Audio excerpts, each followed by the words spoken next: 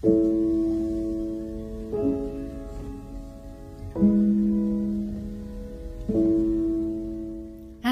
and welcome back to the channel. Today we're transforming old abstract watercolour paintings into a brand new mixed media artwork.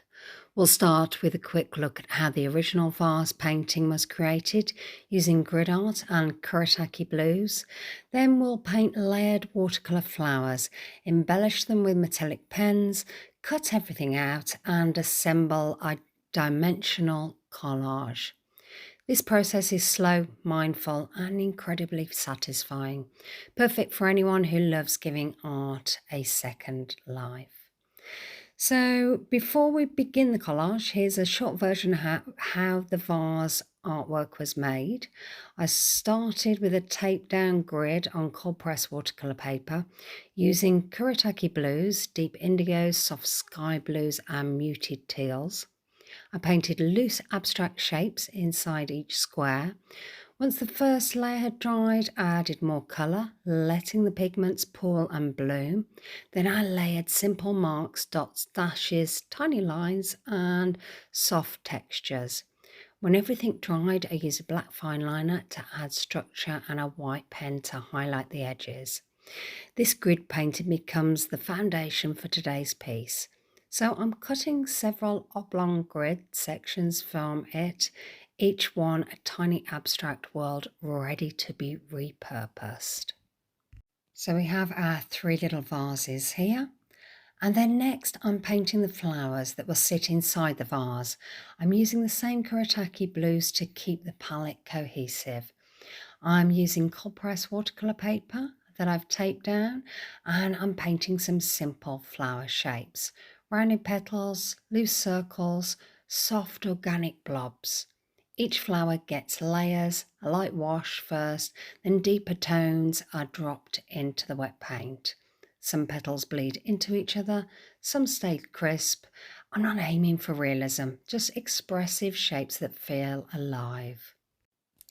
Even though the colours are the same as what we've used, I'm trying to make the flowers slightly different by dropping different colours in a different variation to some of them. And then adding that blob in the middle just for that centre of that flower.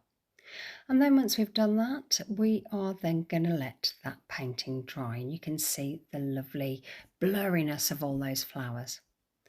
So I've now got some pens and I've got a Uniball white pen here, and we are going to add some tiny details. So we're going to add some little sparkles, fine lines, petal veins, clusters of dots, and some white pen highlights to brighten the centres and some of the edges. These marks make the flowers feel dimensional and whimsical, like they're glowing from within. So I'm trying to make each and every flower slightly different from the one next to it, though the mark making is very similar. I'm just letting it happen. I'm not really thinking about it. I'm just letting the patterns pop into my head and getting them down onto the page. This is not about worrying about what you're doing. This is just about being in the moment and having a little bit of fun. So continuing with the mark making, I'm going to do all of the flowers. Not sure whether I'll use them all at this stage, but I'm going to do them because I'm in the moment just having that fun time. And then once I've finished drawing on top of those flowers, then we are going to be cutting them out. So I'm just going to bring them up so you can see the lovely detail there. And I'm just peeling away, so I need to get them off that board. And then I've just got my scissors and I'm going to cut each flower carefully, following the natural curves of the petals that we've painted. Some flowers are large and bold, others are a little bit smaller and delicate, and this variety will make the final arrangement feel a little bit more organic. So just going around each and every one, and you can see I'm just putting them on that board there, and just making sure that I get them out of that page. So once I've done that, I am then going to put a little border around these.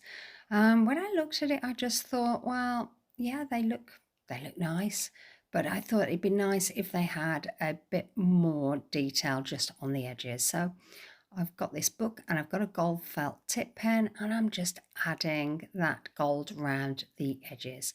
Just gives it a little bit more of an element. I'm also doing the side, so if you look at it from the side, because it's nice to look at these collages from the side because of that raised profile, then you have, instead of white paper, you have that gold edging. And I'm doing it the same to the vases. So just adding that gold all the way round. And once I've done that to each and every little piece, I'm then going to cut out this fourth grid art, because then I realised that I needed some stems. So I am cutting out some little lines. There's actually lines on this abstract, so I was using those as my guide, and I'm just adding those.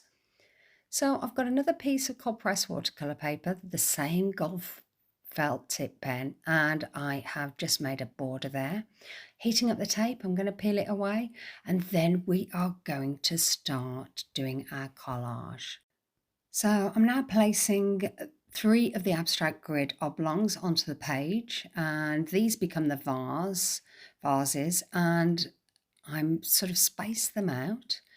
And each piece has its own personality. The different marks, the different blues, the different textures. I think it looks very much like water in those vases. So I'm gluing them down with Mod Podge, smoothing them gently and placing. Then I'm going to place a weight on top once I've put all the lovely stems in there for the flowers. I thought it'd be too much to add the flowers on top. I wanted to just, have a bit of a breather, stand back, have that layer dry, and then do my arranging of the flowers. So just putting that final piece in, adding a foam board, adding a weight. I waited maybe 20 minutes for that to dry, pulled it all away, and then I am adding the flowers. Now what I did do, and I haven't shown you, is that I arranged them first so I could sort of see roughly what I wanted, and then I've pulled them off, put them on the board underneath, and then I'm just adding them on. So we are doing our final assembly, and I'm placing the flowers above the stems and moving them around until the composition feels balanced. You have a couple of minutes to do that before the glue starts to dry. And then I'm just adding that board on, and then we are going to take a look at the final piece. So that is really satisfying to do, and I love when you look from the side and you can see all those raised lovely pieces. It's really, really satisfying, and it's always so nice to use up your old art, all that art that's just hanging around and you don't know what to do. Okay, well, thanks so much for watching. I hope you enjoyed that. See you again soon. Bye.